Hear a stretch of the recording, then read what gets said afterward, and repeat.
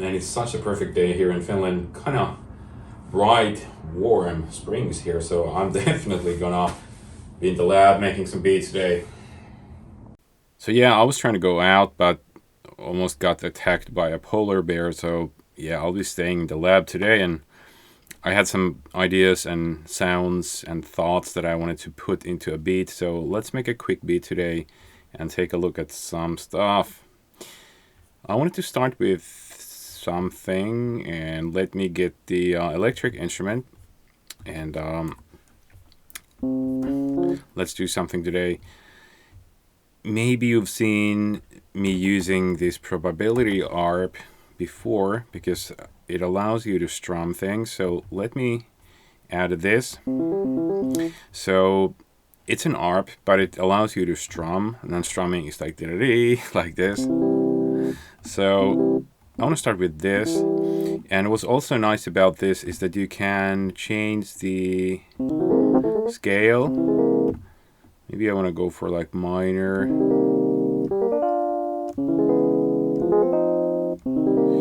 I'm not super happy about the sound of electric. You can change the sound in so many ways. But I know that at one point I did a preset for electric that sounds fairly nice to me. So let me find that.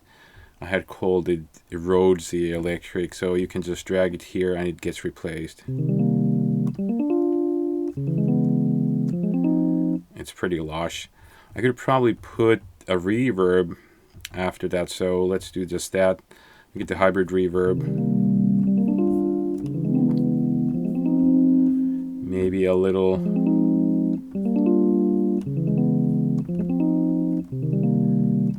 Let's start with that. Let's see what BPM I want to go for.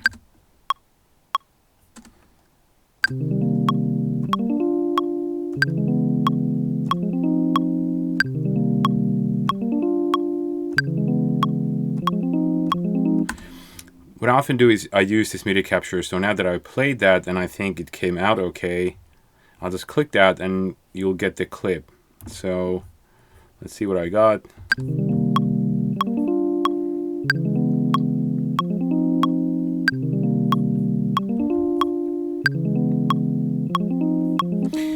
What if I wanted to get the MIDI note from this? As you see, it's now technically it's playing one note that is going through the ARP. So let's say you want to tell your friend how to do these MIDI notes. I can get the MIDI notes if I create a new MIDI track and set the input to this MIDI track from the first track. So this is the new track, and it's going to take the input from track 1, and I'll go for post effects. So now I can record the MIDI notes to this track. So let's arm the track, let's record.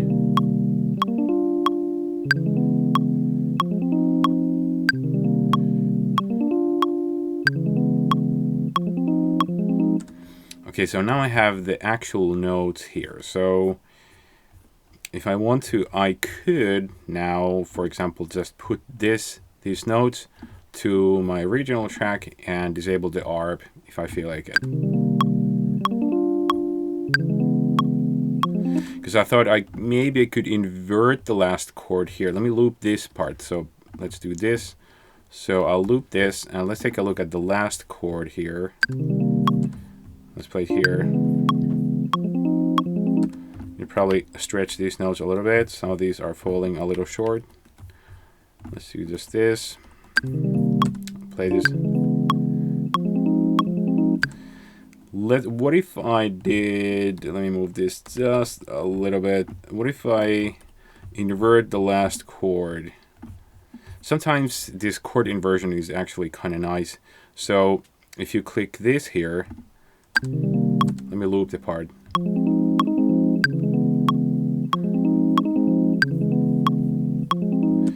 Maybe I'll just do this because maybe that's a little hasty. I don't know, but I'll do this and I'll invert this. So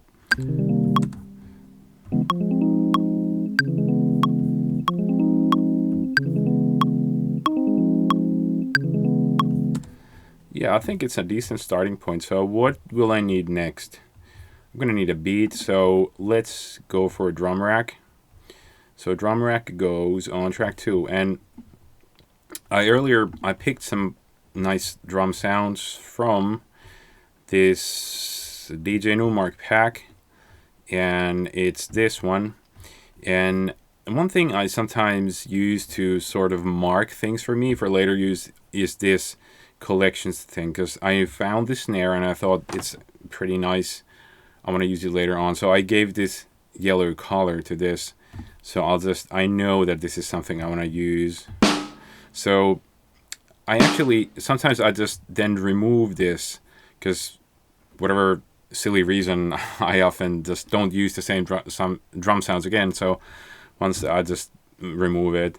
And I know there was a nice kick too, so maybe that's a good one. So let's see, let me try playing those sounds. Drum rack. So the input is coming from the Rhodes track to the drum track, so I'll just switch the MIDI input to keyboard. And sure enough, I play some drums here. But let me actually, the velocity is really quiet, so let me find a hi-hat. Let me look for a hi-hat. So I'll just search for hi-hat in packs and maybe something else. Drum booth, would this work? Yeah, I wanted like a really short and snappy hi-hat, so kind of organic. I'm not a huge fan of the panning, but maybe.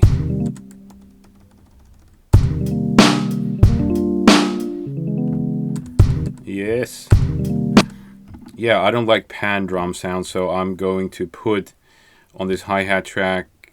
I could just put the utility there. So let me just look for utility. So let me just slap this here, so I can just I'll make it mono. So yeah, I don't want to get any like super technical with the drums, so this will do. I'll mess with the velocities of these hi-hats a little bit, so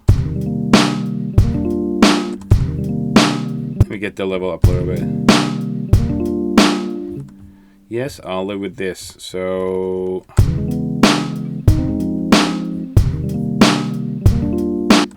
these are my keys, these are my drums.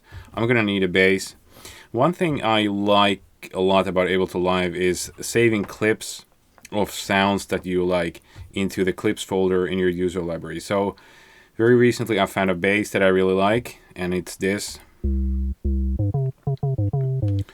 The notes are probably not fitting for the song, but I'll just bring this in here. So once you save an instrument clip or audio clip to this clips folder, you can actually preview that. Let me quickly show you what I mean. Let me actually go on to one step. So even if I wanted to save this Rhodes electric clip, if I drag it to clips of user library, it'll ask for a name. Let me call it Rhodesy. So let me prove this to you. So even if I delete the Rhodes track, I can preview the clip, and it'll preview it through the instrument. So if I bring it back here, you'll see what I got. So I got it all back. So, but anyways, I was talking about this bass, and I just found this nice bass sound recently. Let me drag the bass clip here, and I'm pretty sure the notes are wrong. Maybe it sounds a little off. So let's talk about something fairly useful. So I know that I did this Rhodes clip in, let's see what, because I was using this ARP, and this was in a minor, so it's minor chord. And let's see, I started with C. So C minor chord. So I'm going to go to the bass track and keep that in mind. I'll take a look at the clip here, and I'll engage scale and see did I say minor? I think I said minor. So if I set this to C minor and go here and hit scale, so now technically all the notes that I will be adding to this bass clip should be fairly fitting. So now all the notes that I would be playing would be in the right key, in the right scale, because, let me repeat, I created the chord using the ARP that was playing a chord in minor chord, and I'm starting with C and then C sharp. So I would just, let me go to bass clip and let me try and think of a rhythm.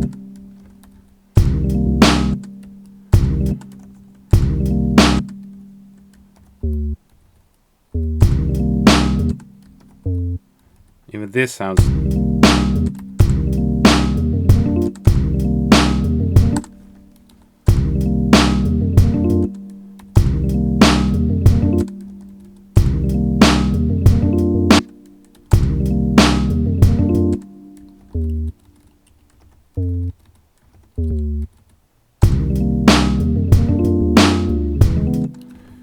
Maybe I'll make it a little lower. Will this be too low? Yes.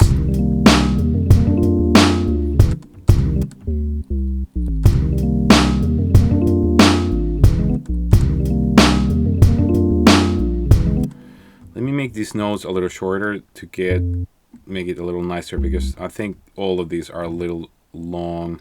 Also, if I wanted to stop overlapping notes or just eliminate overlapping notes, I'm gonna hit legato here. So now it makes sure that bass notes are not overlapping. Obviously this one. Last one ends up super long because it stretches it till the end of the clip. So if I wanted to make things a little shorter now, I would just select everything and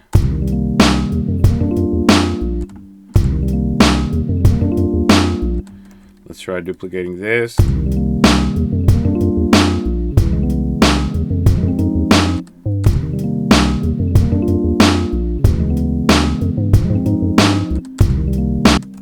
What if I just move the...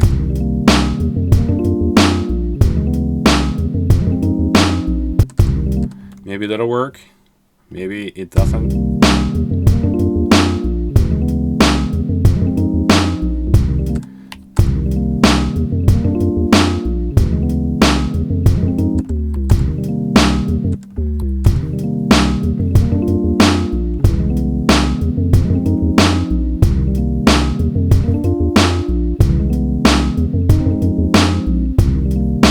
Let me do a higher note here.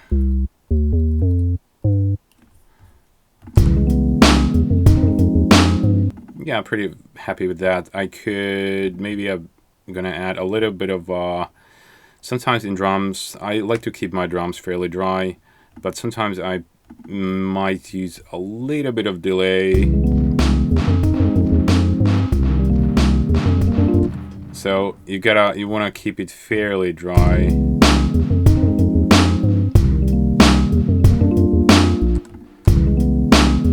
I like it that you can sort of offset the delay time values between the two tracks, left and right. So let me try 16th note.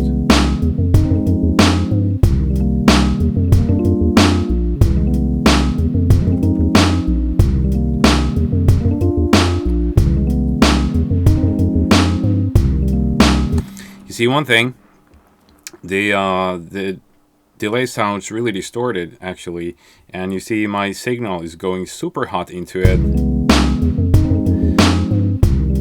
so it's getting distorted because there's a bit of analog emulated stuff going on in the echo. So here's a thought: not every plugin actually likes very hot input levels. So if I'm fine with this sound, well then it's fine. But do pay attention to this. Like you see this level here where my cursor is, you see that it's getting really, really hot. And if you're fine with the really toasty sound, well, that is fine, no problem. But sometimes you want to turn down the input level. Obviously my drums are playing very loud, and that's the primary reason why I'm going so loud. And I did actually put also this output, this utility plugin that ramps up the gain. So even for now, it's probably enough if I disable this utility plugin. So I'm still actually going really loud into it. So let me turn this down. So let me turn the track level up a lot.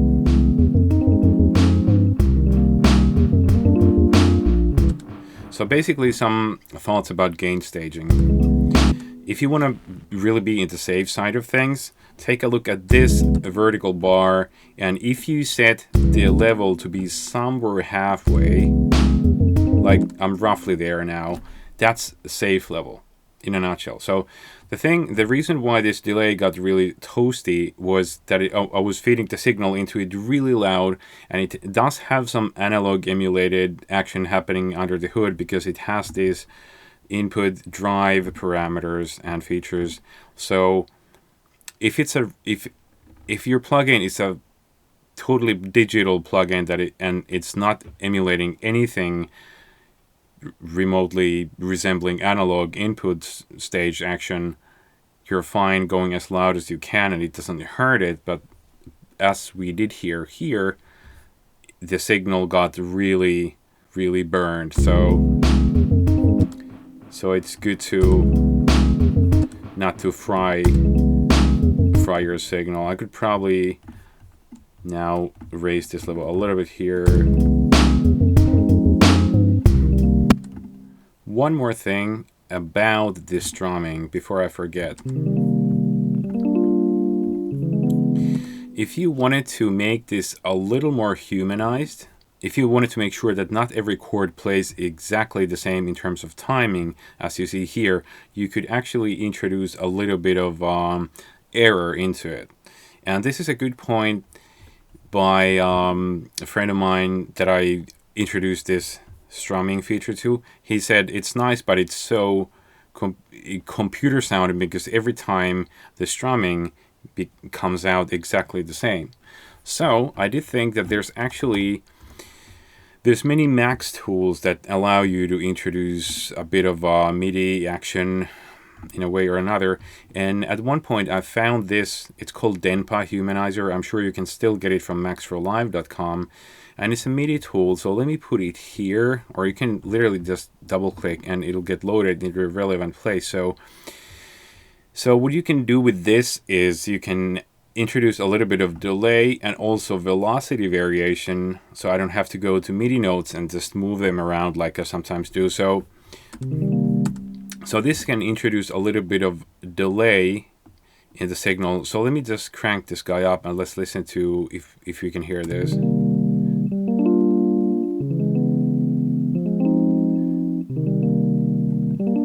Flick it off. Well, I do understand my friend's point because he was saying it's too perfect. So now, if you want to get a little drunken,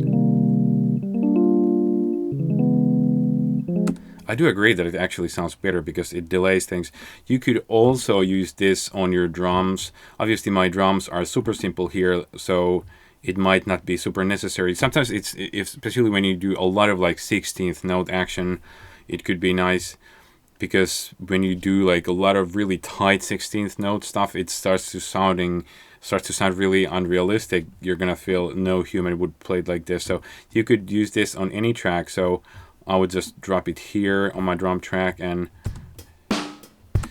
here I don't want the velocity variation, so I'll just flick it off. What if I crank this guy up? Yeah, it's a little too much.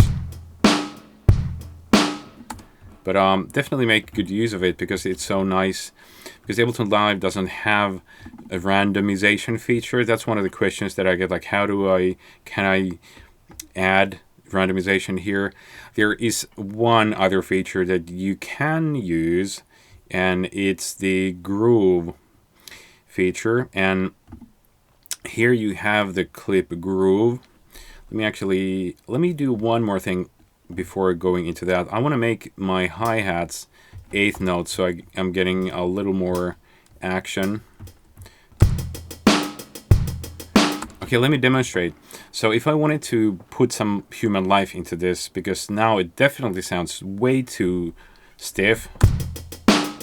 Whoa, that doesn't sound good, but we can sort of address that through a groove pool. So let's go to groove pool and here. So you got grooves in on your browser. So these give you these groove models that have been done and saved. So now you can actually hear a bit of the swing. I know it's not the most interesting sound you've heard ever, but if I like this, I could, for example, I can bring these grooves to this groove pool, and from here I can apply it to the clip. So even just to try these out on this drum clip that's now intentionally way too stiff. So now here in clip parameters you got groove, so I can just select this. That is weird. Let me find something else also.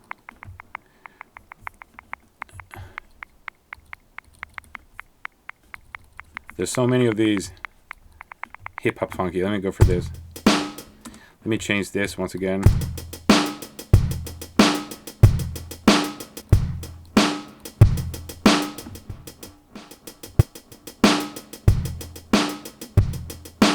Even if you wanted to do a complete random action, the way to do that is this. I would set the timing here. This is the intensity of this groove on this clip. And I would literally just raise this random here. And now you hear, you're getting a little bit of randomization. So this is another way of adding randomization to your MIDI notes. So what I first did, I very randomly picked a few grooves, and then I wanted to apply the groove fully to the timing of my clip, but it doesn't always work. Sometimes a lot of these are a little weird, some are less weird. And sometimes I'll literally just do this and it can be any groove, because you technically only need something to be here in the groove pool. Then you select it and then you add random. And a little bit of velocity change.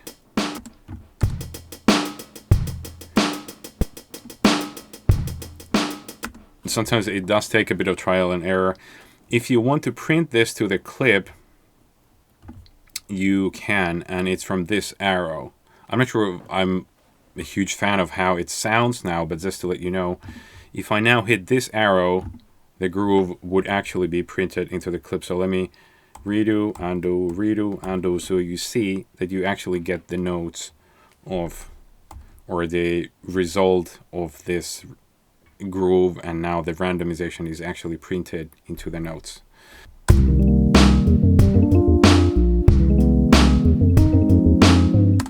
So that's a few ideas for today.